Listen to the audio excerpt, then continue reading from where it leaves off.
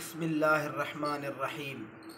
मेरे मोहतरम सामीन व नाज़रीन, आज जो मैं आपकी खिदमत में मसला पेश कर रहा हूँ वो ये है कि क्या कुरान मजीद की तिलावत मोबाइल से जायज़ है।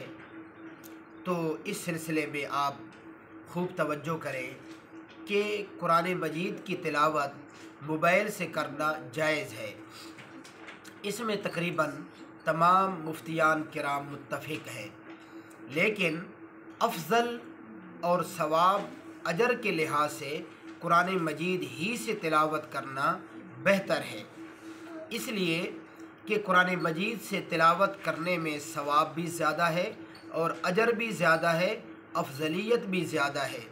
जब आप कुरान मजीद से तिलावत करने का इरादा करेंगे तो सबसे पहले आप वुज़ू करेंगे, तो वुज़ू करने का भी आपको सवाब मिलेगा। फिर आप कुरान मजीद को उठाएंगे तो उठाने का भी आपको सवाब मिलेगा।